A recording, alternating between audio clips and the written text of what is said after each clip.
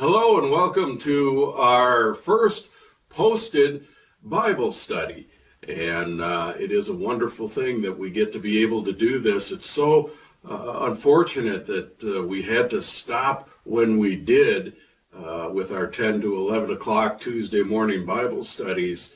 And I'm so happy that we get to continue, though, in this way, and I'm glad that you were able to join us for this. A couple of things that I want to point out in this Bible study that's a little different. One is you'll notice I've got this beard. I had made the promise that I'm not going to shave again until we've met in worship in person in our sanctuary. And that was an easier promise to make than it is to keep because it gets a little annoying. But the truth is that every time I feel the scratch or feel the beard on my face, I'm reminded of our separation, and that's really the reason that I did it. Now, our worship or our Bible studies are going to be a little bit different here in this forum than when we were meeting on Tuesday mornings. And really, the main difference is it's going to be a little bit shorter. And the reason for that is it's just really hard to stay focused in when you're watching this on a screen as opposed to doing it live on our Tuesday mornings. But there's a couple of other reasons also. We're not being energized by Marlis's cookies. We don't have those for us now. And so we don't have the energy to make it through an entire hour. And the other part is that we really have to kind of admit that there's a little bit of our time together on Tuesday mornings when we're really goofing around. And we don't have that now. So our Bible studies in this forum are going to be a little shorter, but we will go each week and continue to cover the material that we want to do. Just a reminder to you that where we were is that we were in the midst of a Bible study looking at hell and heaven, and we had completed the hell portion when we were disrupted. We were just getting ready to start our conversation about heaven, and that got disrupted by this coronavirus, this COVID-19. And so we, at a really inopportune time, lost our ability to continue this study. So we're going to do that now. And as we do, I want to kind of recap the conversation that we had with regard to hell. And we really started that conversation with looking at hell as a place. Looking at hell as this place where God punishes those who behave in ways God doesn't want them to behave. And so what we did is we started at the very beginning. We started from the idea of if hell is a place, then where did it come from? And so we looked at the what our scriptures have to say about our creation stories. There's two creation stories in Genesis. We looked at both of them, and the question that we came to it with was, what day did God create hell? What day did God create this place where God punishes people for their behavior, punishes people for all time? And the reality is that as we looked at the creation story, what we saw is that there is no mention of this place of eternal punishment. And it would seem that if this were such an important thing, hell is so important to so many Christians. It is a concept that is central to the faith of so many people. If hell was so important, why does it not show up in the creation story?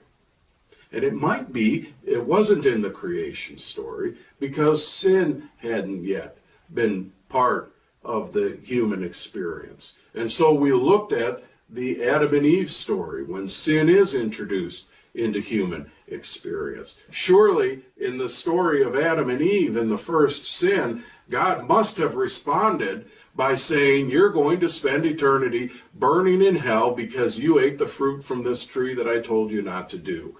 And of course, in that story, we see God did not respond by sending Adam and Eve to this place of punishment that we call hell. So maybe it came later. Maybe it came in the story of the introduction of death to the human experience, the Cain and Abel story. And we see in that story too that God's response is not to send Cain to hell, to this place of eternal punishment. So maybe hell is introduced to us later. Maybe it's during the Exodus. Maybe during the introduction of the law to God's people. The 10 Commandments and the 613 elements, the individual laws of the Old Testament. It must have been during that time that God said, here are these laws that I want you to follow.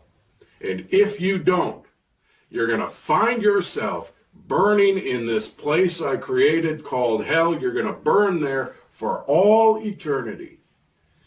And yet nowhere in that Exodus story, nowhere in the introduction of the law to God's people, do we see the introduction of a place of punishment, a place of eternal burning in hell.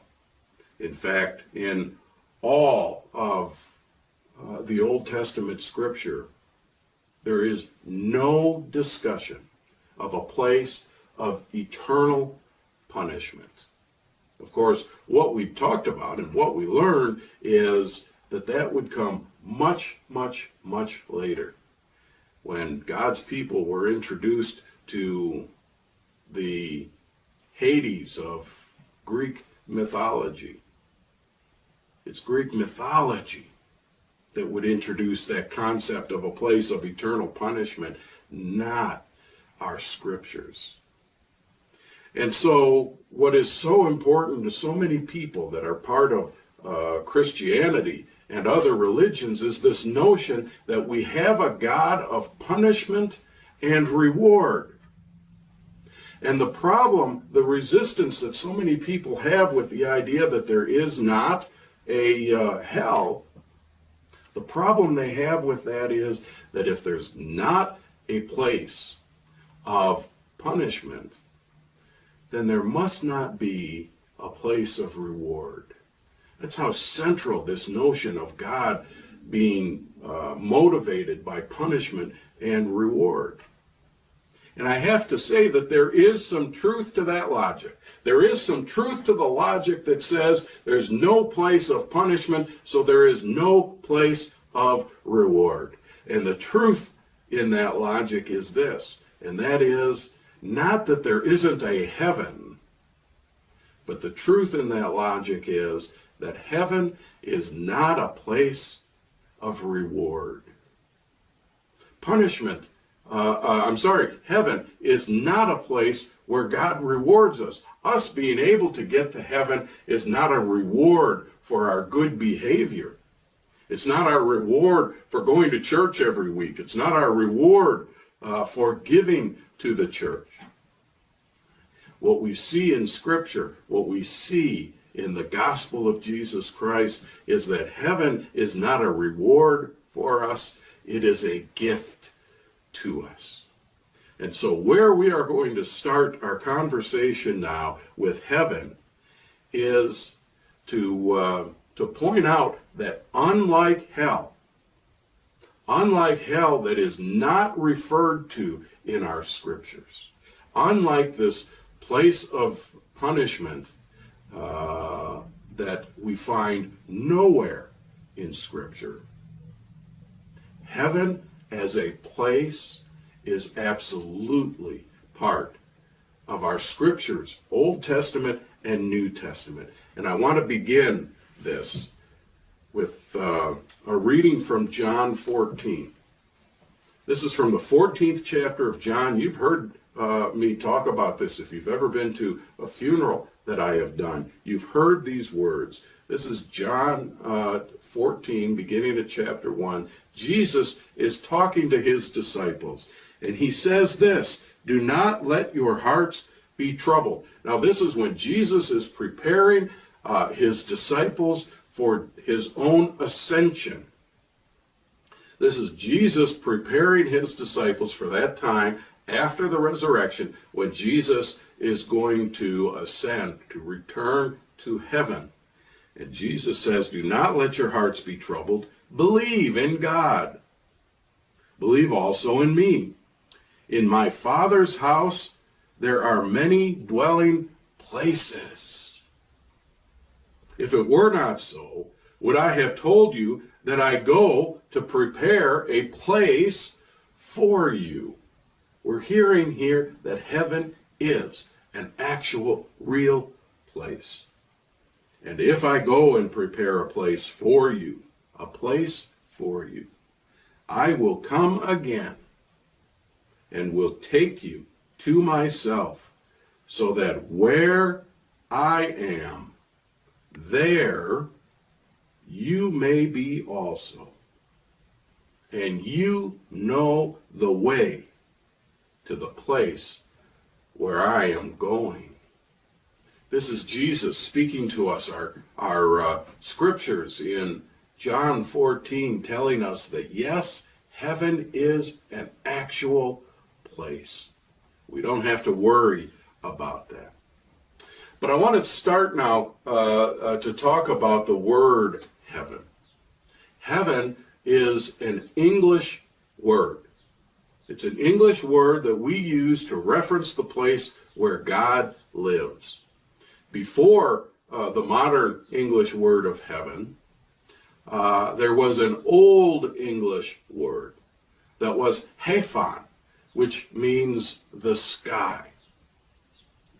So what we have to remember is that none of the authors in the Old Testament or in the New Testament were writing the things they were writing in English. And so therefore, the word heaven never shows up in Scripture, never shows up in the original languages of the Hebrew of the Old Testament and Greek of the New Testament, a little Aramaic in both, but mostly Hebrew in the Old Testament and Greek in the New Testament. So those writers certainly never, ever, ever, ever used the word heaven. What has happened is that when Scripture was translated from those languages into English, this was a word that was used to translate a word that we find in the Old Testament. In the Old Testament, the word that gets translated as heaven is shamayim.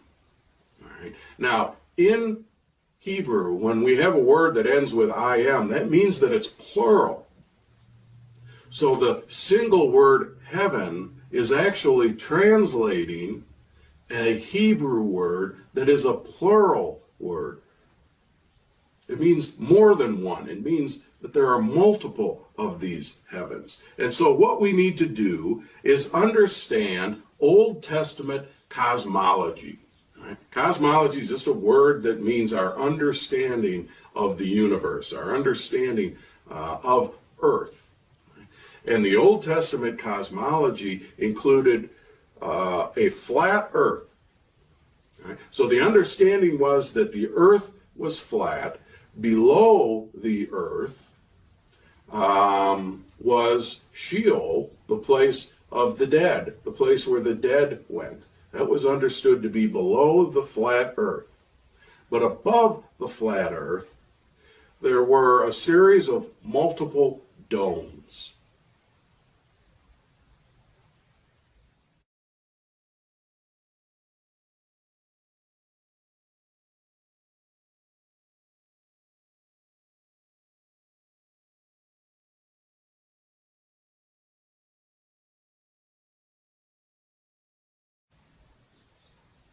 And so what we we'll look at now is how these individual domes, A, came about, and B, how it is that they function.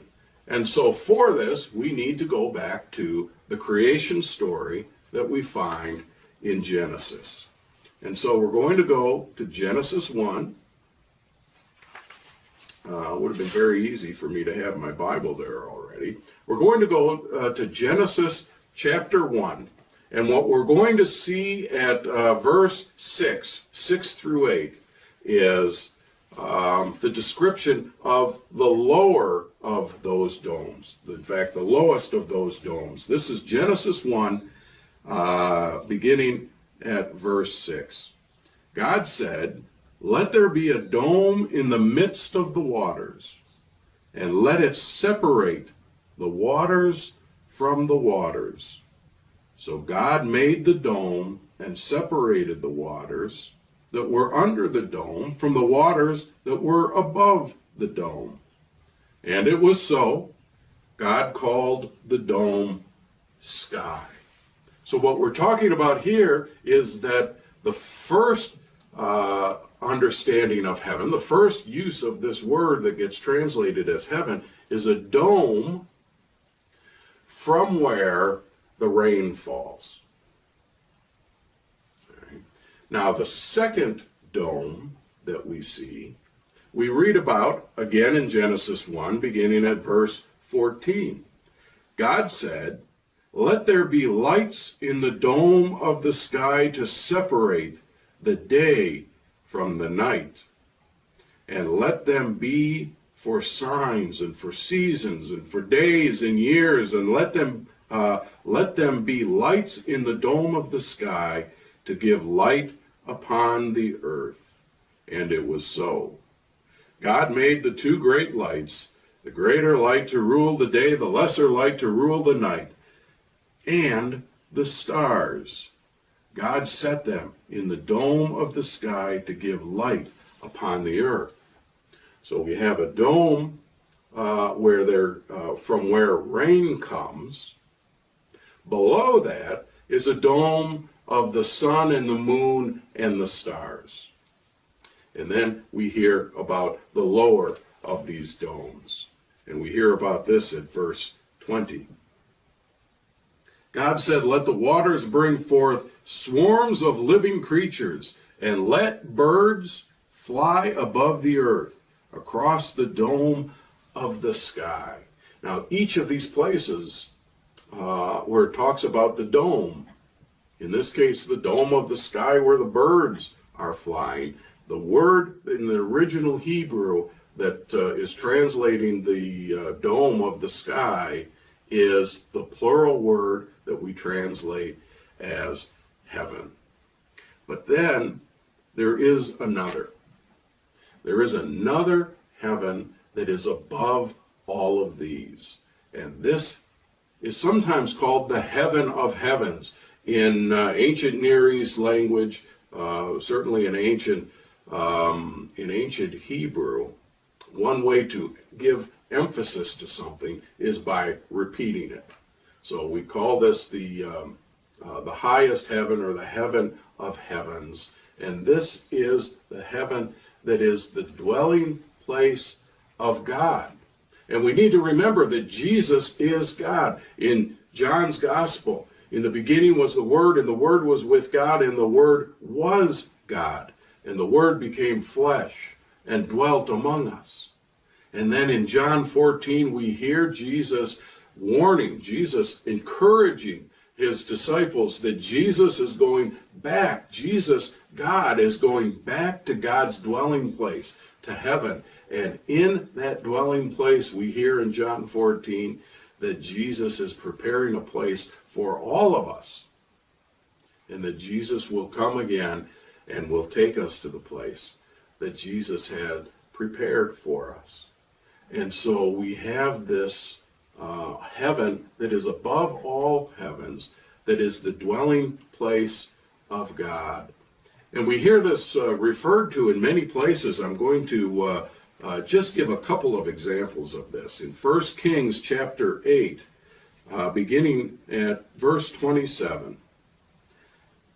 But will God indeed dwell on the earth?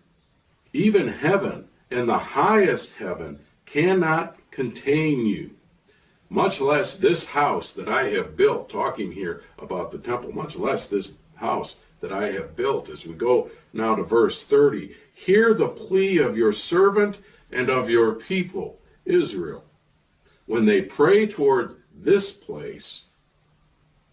O here in heaven, your dwelling place. Heed and forgive. So we hear in 1 Kings, not just that there is a heaven, but there is a heaven that is God's dwelling place. And it's a place that Jesus has returned to, and a place that Jesus has prepared for each one of us. And we also hear in the Psalms, in Psalm 14, this is Psalm 14, verse 2. The Lord looks down from heaven on humankind to see if there are any who are wise, who seek after God. God is in heaven, and that gives us tremendous, ought to give us tremendous courage, knowing that the God who loves us and has prepared a place for us in God's own presence is looking down on us, and looking down in order not to punish us or reward us, but is looking down on us to gift us the continuing, the permanent love of being in God's presence in the highest heaven, the heaven of heavens that is God's dwelling place. That's our study for today. We will post another study next Tuesday, and we'll continue to look at this concept and this very real and very permanent place called heaven. Thank you so much for joining us. God bless you.